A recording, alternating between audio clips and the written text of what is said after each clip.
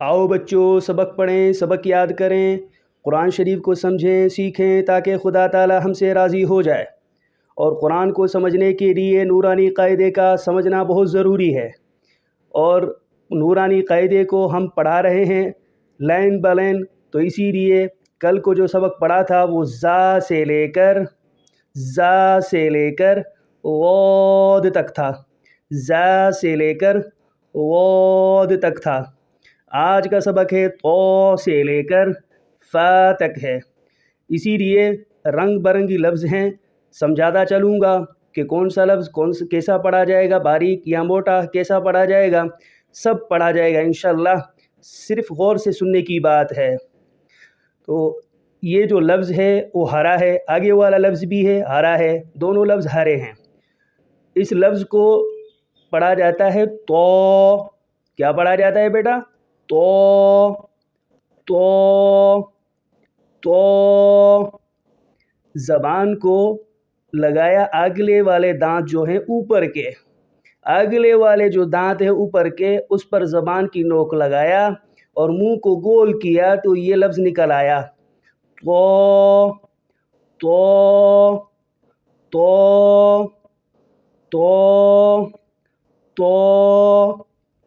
तो। समझ आ गया होगा, उम्मीद है कि आगे वाला लफ्ज़ भी मुंह को गोल करेंगे और निकालेंगे तो ये लफ्ज़ निकल आएगा।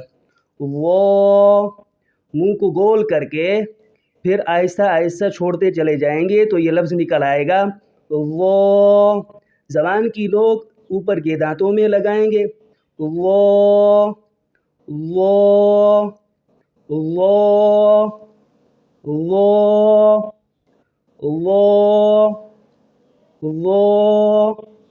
उम्मीद है कि दोनों लफ्ज़ समझ में आ गए होंगे।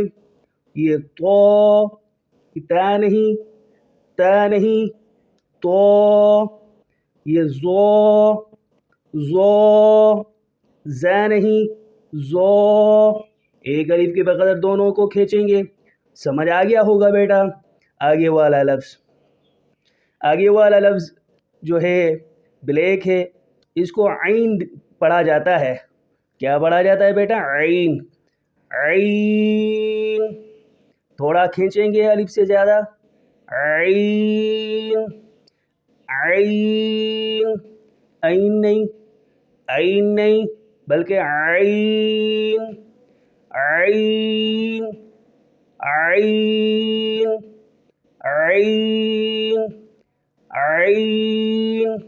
उम्मीद है कि समझ में आ गया होगा। आगे वाला लफ्ज़ भी हरा है, इसको मोटा पढ़ा जाएगा। जैसे गईन, दोनों होठों को गोल किया फिर आहिस्ता से छोड़ते चले जाएंगे, ये लफ्ज़ निकल आएगा गईन।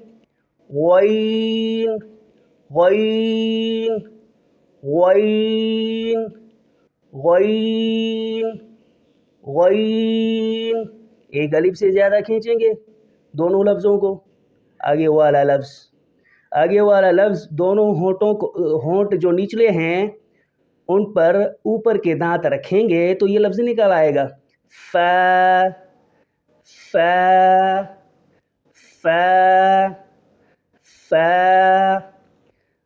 निचले वाले जो होंठ हैं उन पर ऊपर के दांत रखेंगे तो ये लफ्ज़ निकल आएगा फ़ा।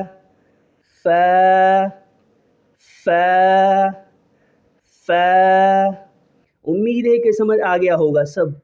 दोबारा से देखें तो, ते नहीं तो। आगे वाला लफ्ज़ वो